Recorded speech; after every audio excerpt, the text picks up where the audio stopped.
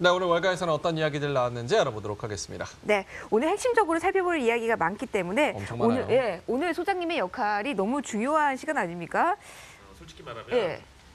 지난 싱가포르 북미 정상회담 때도 그랬지만 이런 날은 사실 뉴스 채널에 관심이 많이 쏠리는데 또 우리는 시장 참여자들로서 당연히 이 뉴스가 갖는 경제적 파급 효과를 집중할 수밖에 없고요. 그다음에 저는 솔직히 그래요. 오늘 내일을 거쳐서 이제 북미 정상회담은 어떻게든지 지나갈 텐데 그렇다고 천지가 개벽할 만한 뭔가 팩트가 나오지는 않을 것 같고 결국 이게 슬그머니 지나가고 나면 이제 우리가 3월장을 준비하는 데 있어서 또 갑자기 분주해질 거기 때문에 우리는 여기에 맞춰가지고 한 발짝을 더 앞을 내다보는 전략으로 오늘 한번 생각해보죠. 한 걸음 더 앞을 내다보기 위해서는 지금 시작에 대한 냉철한 분석 필수겠죠. 자, 첫 번째 코멘트 바로 이어서 확인해 보도록 하겠습니다. 밴더빌트대 교수 티조크 차베스입니다. 트럼프의 공적인 인간관계 예측하기가 어렵다.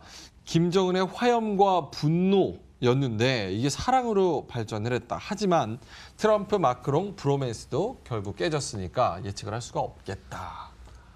참 어떻게 화염과 분노가 사랑으로 바뀔 수가 있나요? 원래 그렇잖아요. 그 증오와 사랑은 종이 한 장 차이라고. 맞아요. 한 끗 차이다. 네. 경험해 보신 지금은 당했네, 어느죠? 당했어. 하루아침에 증오로 바뀌는. 지금 증오예요? 당했어. 당했어요. 아니, 누가 그러더라고요. 되게 이탈리아 사람들이 되게 다혈질이잖아요. 길에 가는데 갑자기 접촉사고가 났대요. 네. 어떤 양쪽 운전자가 남녀가 나와가지고 막 욕을 하면서 싸우다가 갑자기 막 키스를 했다는 거예요. 아이, 설마요. 진짜로. 진짜요? 그래서 그게 바로 이 화염과 분노가 사랑으로 바뀐 케이스가 아닌가. 그래서 아니, 누가 이탈리아 사람들의 다혈질을 설명하면서 그 얘기를 해주더라고요.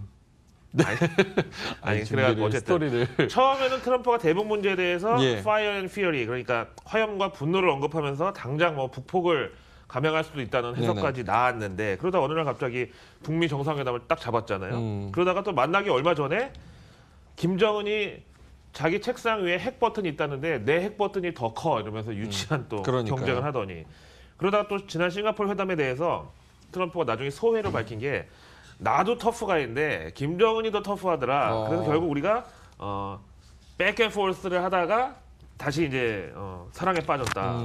그래서 뭐 연초에는 김정은이 자기한테 러브레터를 보내왔네. 뭐 이런 정말 낯뜨거운 수사를 트위터에 막 갖다 올리고 막 하다가 결국 이제 이거를 생각했을 때 요 티조크 차베스 교수가 얘기한 게 트럼프의 퍼블릭 릴레이션은 정말 알다가도 모르겠다. 근데 진짜 예측 어려운 것 같아요. 아니 마크롱하고도 처음에 그랬어요. 우리 같은 정치계의 비주류 출신 대통령들이 잘 돼야 국민들에게 희망을 줄 수 있다고 하면서 브로맨스 막 하고 그렇게 또 정상회담 하는데 손을 둘이 꼭 붙잡고 무슨 옛날에 그 전두환 노태우 대통령 재판에서 둘이 손잡고 있는 샷처럼 그렇게 둘이 손을 붙잡고 있는데 어느 날 갑자기 틀어졌잖아요. 뒤돌아서 결국은 돈 때문에. 네. 나토군 그 방위비 더 내라고 막 서로 하다가 이제 돈 때문에 깨져버렸는데. 진짜 모든 관계가 결국은 돈이 문제네요. 지금 이제 트럼프하고 김정은도 브로맨스가 외신에 나오잖아요. 네. 이것도 이제 혹시라도 척질 가능성이 있지 않나 이런 뭐 우려가 있대요. 근데 그런 부분에서는 사실은 저는 트럼프 대통령이랑 김정은 위원장의 이해관계가 좀 맞아 떨어진다고 봐요. 트럼프 대통령은 어쨌든 간에 여기에 집중하는 이유는 개인적으로 돈도 많고 뭐 권력도 있지만 하나 얻지 못하는 거 바로 명예잖아요. 그래서 노벨상, 노벨 평화상 받고 싶어 하잖아요. 그렇게 받고 싶어 하잖아요. 그런 것처럼 이런 문제를 좀 해결해야지 어느 정도 자기가 명예를 가져가고 김정은 위원장은 당연히 경제발전 문제를 해결을 해야 되니까 되게 낙관적으로 보시는 것 같네요. 저는 뭐 장기적으로 봤을 때 낙관인데 이게 기대치가 워낙 높아져 있어서 사실 말씀하셨다시피 아까 소장 말씀하셨다시피 1차 때보다 단물 많이 빠진 거 사실이잖아요. 네. 어디에 보세요? 단물이 빠졌다.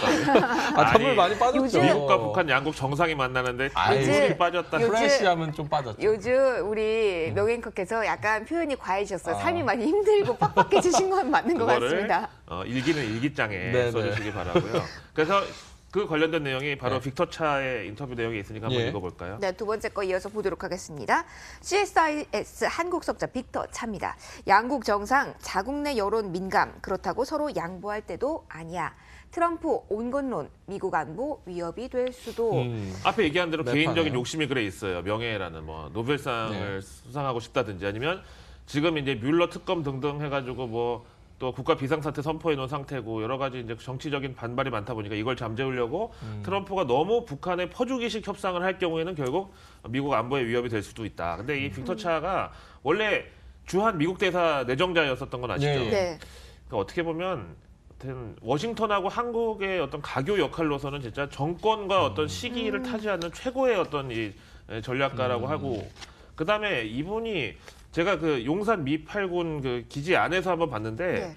거의 경호와 의전이 그 국가 정상급으로 하고 다니더라고요. 그때 뭐 아무 직책도 아니었었고 그냥 CSIS 한국 석좌인데 하여튼 그만큼 이 사람이 미국에서는 영향력이 있는 인물이고 그러니까 이분의 코멘트는 그러니까 힘이 상당히 있는 거죠. 네, 그렇죠. 근데 이제 이 사람이 주한 미국 대사 내정자였다가 지명 철회가 된 이유가 이제 트럼프가 듣기 싫은 소리를 여러 가지 해가지고 FTA 재협상을 하면 뭐 국가의 신뢰도가 안 좋다. 뭐 그다음에 북한 미사일 기지 뭐 폭격하는 거 이런 거 너무 급진적인 거 안 된다. 이렇게 자꾸 듣기 싫은 소리 하다가 결국 날아갔는데 개인적으로 뭐 관운이 없다고 할 수도 있지만 지금 같은 경우에는 트럼프 대통령이 대북 정책에 대해서 자꾸 이제 쓴소리를 하고 있는데 이번에 암네스티에서 뭐 북한 내 인권 유린 실태가 심각하다고 얘기한 것처럼 이분도 이번 의제에다가 북한 인권 얘기를 넣어야 된다. 근데 그 북한 인권 얘기를 넣으면 북한이 오히려 불리하지 않습니까? 당연히 불리할 수밖에 네. 없죠. 북한의 인권이 지금 너무나 진짜 뭐 극악한 상황이라는 건 네. 누구나 아는 건데 그래서 이렇게 이분이 자꾸 트럼프를 이제 조련하는 역할을 하고 근데 계시는. 저는 트럼프가 이제 취임했을 때 미국은 세계의 경찰관이 아니다라고 이야기를 했던 게 너무나도 강하게 뇌리에 딱 박혀 그렇죠, 있는데 그랬죠. 지금 서서히 이제 재선이 다가오니까 너무나 세계의 경찰관 역할을 많이 하고 싶어하는 이 태도 변화가 너무나 뚜렷한 것 같아요. 그러게 말이에요. 예. 경찰관이 아니면 도대체 뭔 권리로 뭐 남의 나라 핵을 포기하라고 하는 건지도 좀 이상하고 그렇죠. 네. 어쨌든 간에 지금 트럼프가 가시적인 성과를 내기 위해서 김정은한테 너무 많이 양보를 하면 오히려 그게 힘들고 또 그다음에 이 빅터 차 석좌는 북한이 반세기 동안 이어온 팩을 그렇게 쉽게 포기하지 않을 것이다라고 해서 미리 좀 이 북미 정상회담에 초를 치는 뭐 그런 발언을 근데 저는 했는데 이렇게 기대치 낮추는 발언들이 나오고 있다는 건 나쁘지 않은 것 같아요. 저도 그렇게 생각해요. 저도 그렇게 생각해요. 예. 그런데 또 양국 정상이 또 자국 내 여론에 민감한 거는 북한은 지금 그 오랜 제재 때문에 진짜 굶고 못 먹는 사람이 많고 그다음 미국 같은 경우는 또 이번 주 금요일 날 또 데트슬링 그러니까 부채 한도 또 다가오거든요. 그러니까 이제 이 둘 다 자국 내 여론을 신경 쓰면서도 또 양보는 해서는 안 되는 그런 어쨌든 상황이 있다 보니까 앞에 제가 말씀드린 대로 제가 뭐 이벤트 앞두고 뭐 김을 빼자는 게 아니라 뭐 결과가 어떻게든지 나오겠는데 아주 그냥 뭐 대단한 무슨 이런 큰 기대하지 결과는 말자. 없을 것이고 네. 결국 이제 이게 지나가고 나면 또 작년 6월 싱가포르 회담 때처럼 수혜주들은 쭉 빠지면서 이제 다시 3월 달로 들어가는데 아무래도 지금으로 봐서는 좀 조정이 임박했다고 보는 게 좋다. 왜냐하면 보통 12월, 1월이 좋고 2월 안 좋고 3월 그저 그렇고 증시가 이제 그런 시즈널리티가 있는데 네네. 12월 원래 좋아야 되는데 완전 망했죠. 그다음 1월 달에 또 너무 좋았죠. 그다음 너무 2월 좋았죠. 2월 부진해야 되는데 2월 더 좋았죠. 네. 그러다 보니까 이제 뭐 당연히 우리가 시장에 집중해 본다 그러면 이거는 그냥 뉴스로서 이벤트로서 보고 또 TV 보면은 볼거리가 또 많을 거잖아요. 예. 그 베트남 막 그 하노이 막 길거리 풍경이라든가 예, 예. 이런 것만 보고 네. 시장으로서 이제 재료로서의 영향력은 사실 크게 이제 기대는 중립으로 보자. 아, 알겠습니다. 근데 뭐 시장은 사실 시장 자체가 이렇게 북미 회담에 대해서 막 뭐 그렇게 큰 이슈로 다루는 것 같지도 않아요. 사실. 이제는 2차에 대한 기대감이 이제 높기는 한데 그러나 시장에 큰 영향력이 있을 거라고는 네. 투자자들이 보진 않는 것 같습니다. 그렇죠. 자, 다음 이슈로 넘어가 보도록 하겠습니다. 예. 이제 파월 의장의 발언 오늘 좀 살펴볼 필요가 있겠죠? 한번 보겠습니다. 크레셋 웰스 어드바이저스의 잭 엘빈입니다. 파월 의장 경기에 대한 인내심을 또 표출했다. 꾸준한 성장 플러스 무인플레 조합. 미국 금리 인상 묶어둔 것이 친시장적이다. 그러니까 사실은 네. 연준 의장이라는 자리가 원래는 뭐 비둘기냐 매냐 이런 것보다는 좀 중립적인 자리여야 되는 게 맞거든요. 그러니까요. 근데 지난 연준 의장 벤 버냉키 같은 경우에는 워낙에 이제 금융위기 상황을 탈피하기 위해서 헬리콥터셨죠. 헬리콥터를 돌렸죠. 네. 양적 완화라는. 대형 비둘기. 예. 네. 그러니까 어쩔 수 없었지만 제니 옐런의 경우는 처음에 취임하자마자 본인이 이제 경제학 박사답게 이건 업노말하다. 이런 통화 정책은 안 된다 해서 매파까지는 아니더라도 상당히 좀 중립적인 스탠스였는데 결국은 한번 비둘기로 가버리더니 영원히 쭉 돌아오지를 가시- 못했어요. 네.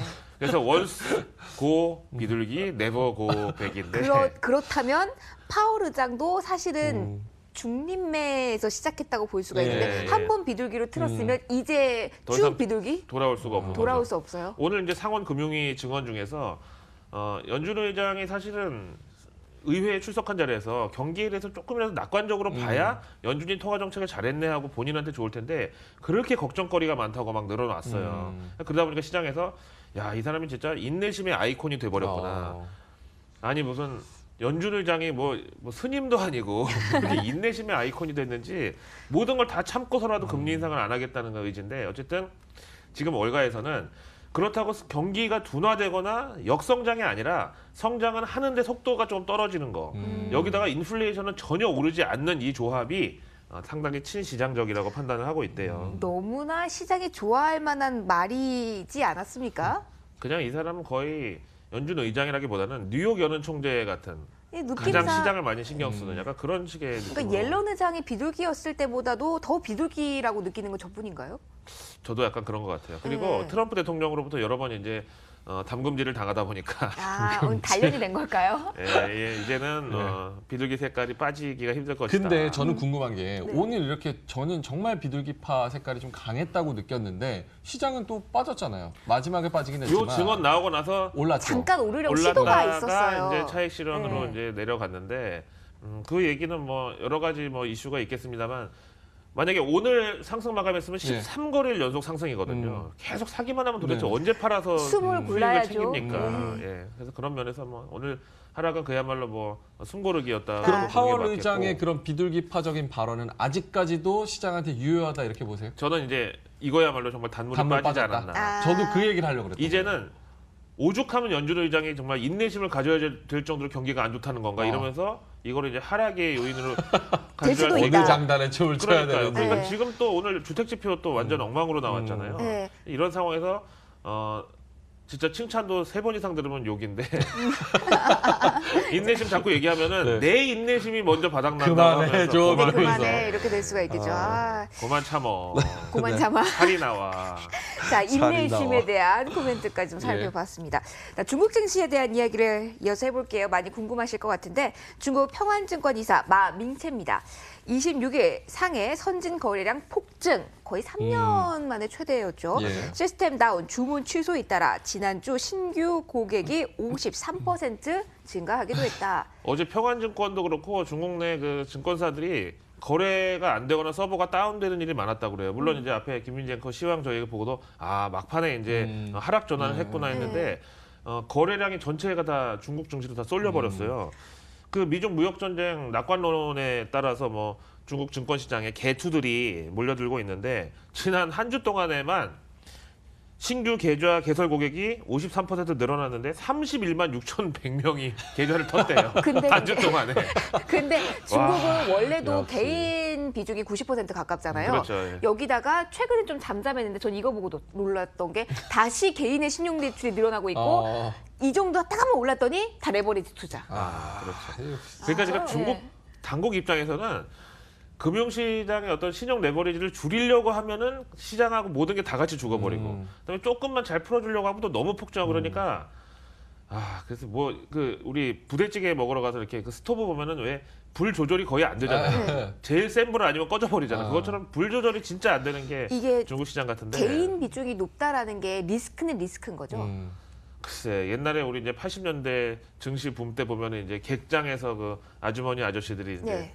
전표 밑에다가 네. 5,000원짜리 하나 넣어가지고 내 주문 먼저 좀 넣어줘. 근데 지금 그런 분위기가 중국에 있잖아요. 그런데 또 그 중국 관련된 외신에서 시장 빠지는 날 보면은 막 정말 우리 시골 가면은 계시는 할머니 할아버지 같은 분들이 머리 쥐어뜯고 있고 막 그런 사진 막 보면은 맞아요. 네. 근데 중국은 이게 특징 중에 하나가 시장 경제가 도입되기 전에 그 이전에 1900년도 초반에도 지금의 노인분들이 주식 시장에서 크게 돈을 번 경험을 다 가지고 계시니까 그러니까 본인들도 많이 투자를 하시고 시장 경제가 도입된 이후에 그걸 맞이한 게 아니라 이미 경험이 있으니까 여기에 몰입을 하고 그리고 그 밑세대들도 여기에서 투자를 해야 된다는 그 의지 자체가 강해서 더 그런 것 근데 같아요. 그렇죠. 예. 그런 익스피리언스도 있고 그다음에 중국 문화 자체가 원래 도박을 좀 좋아하잖아요. 그런- 엄청 좋아하죠. 네. 저는 마작을 배워보려고 하는데 너무 너무 어려워서 어려워요. 어려워, 진짜 저도- 어려워. 머리가 나빠서 그런지 저도 그 개념을 잘 이해를 못하겠더라고요. 그러니까요. 마작을 못하겠더라고요. 카지노 가면 다 중국인이에요. 그러니까 네. 그만큼 이 사람들이 좀 어떤 사행심도 있고 뭐 이런 것도 봐야지. 그리고 여기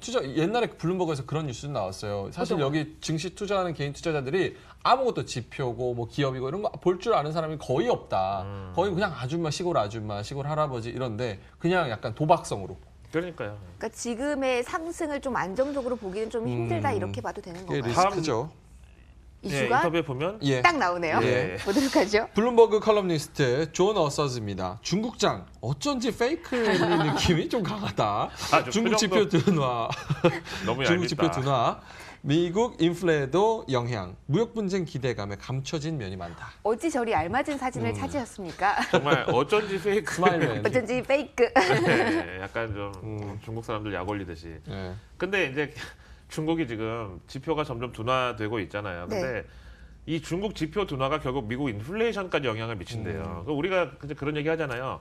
뭐 항상 설이나 추석 때 보면 제사상 차림 비용이 올해 뭐 23만 원 정도 네. 하는데 거기서 만약에 중국산을 빼잖아요. 네. 나물이고 뭐 이거 중국산을 빼면은 1.5배 올라간대요. 아. 진짜 비싸네. 그러니까 이게 상차림 비용이. 이게 근데 미국도 당연히 윈윈이라니까요. 예, 그렇겠죠. 뭐 중국산 뭐 여러 가지 뭐 농산물부터 해가지고. 그러니까 중국산 제품이 미국에서 판매가 안 되면 중국산 제품이 판매가 안 되는 거 여기서 멈추는 게 아니라 미국의 소비가 죽는다고 그렇다고 해요. 해요. 네. 예, 예. 중산층에. 네. 그래서 무역 분쟁 기대감에 조금 감춰진 게 많다. 왜냐하면 지금 무역 분쟁이라는 큰 이슈 때문에 다른 게 다 이제 묻혀져 있는데 그렇지 않고 특히 이제 페이크 랠리라는 거는 그 상해하고 선진의 대형 기업들만 모아놓은 CSI 300 지수가 벌써 올해 들어서 25% 올라버렸어요. 근데 이걸 가지고 중국이 이제 불마켓에 진입한다라기보다는 누가 봐도 좀 약간 단기적인 슈팅의 느낌이 강하다라고 보는 게 맞죠. 아, 중국에 대한 이야기가 아무래도 맞았고. 하면 할수록 좀 재밌긴 예. 한데 페이크 랠리 느낌 요 코멘트가 좀 기억에 남네요. 네. 자, 다음 마지막이네요. 코멘트 보도록 하겠습니다. 퍼머넌트 포트폴리오 마이클 코지노입니다. 미국과 중국 대화 지속만으로도 호재, 시장 참여자들 결말은 있을 것 낙관, EU와 자동차 협상, 풍향계 역할 이렇게 이야기가 나왔네요. 네. 아, 미국이 중국하고 온건한 태도로 협상을 잘 마무리한다고 해서 과연 유럽 연합하고도 그럴까요? 혹은 또 반대일까요?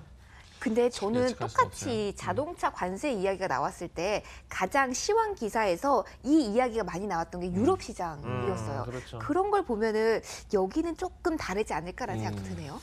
글쎄요. 근데 뭐 어쨌든 대화가 끊기지 않고 대화를 지속하고 있다는 것만으로도 시장에서는 호재라고 받아들이는 이 상황이 누가 봐도 조금 과도한 낙관론이라는 거고 또 중국 페이크 랠리라고 또 생각을 하고 보니까 또 오늘 유한타 증권의 이용철 부장 나오시는데 좀 미안한 감도 있지만 어제 유한타 보고서 보니까 유한타의 애널리스트도 중국 증시에 대해서 조금 주의를 당부하는 코멘트가 있었더라고요. 그래서 좀 부담감을 벗고. 근데 객관적으로 슈팅 느낌이 좀 더 강하긴 하니까. 너무 강하게 올라왔으니까 네. 근거가 그런 없는 면이 얘기는 있지 아니니까. 않을까. 근데 MOU에 대해서 지금 이야기가 카더라로 많이 나오고 있는데 이게 표면적으로 안 나와도 네. 계속 대화만 이어가도 호재라고 볼 수 있을까요? 근데 여기서는 그렇게 판단을 한다는데 네. 대화가 잘 됐으면 빨리 끝나야 되는 거 아닌가요? 그러니까요. 맞습니다. 근데 대화가 잘 안 되니까 늘어지는 거 아닌가요? 물론 남녀 사이는 뭐 반대지만 이 두 사람들이 일하러 만나가지고 뭐 얘기하다 보니까 재밌어서 막 조금 더 오래 할 일은 이야기해보고 더 다른 얘기도 천천히 하고. 알아가요. 뭐 이럴 가능성은 이미 없는데. 알았으니 이제 끝내고 나와야 되는데 그러니까요. 어쨌든 간에 결말은 있을 것이다. 대화가 끊기지만 않으면. 끊기지 않는다는 거 이게 가장 핵심. 중요하겠죠. 예. 예. 자, 오늘 여러 가지 이야기 나눠봤습니다. 파월 의장의 이야기, 중국 시장, 그리고 미중 무역 협상에 관한 이야기까지 김희욱 소장과 지금까지 함께하셨습니다. 인사드릴게요.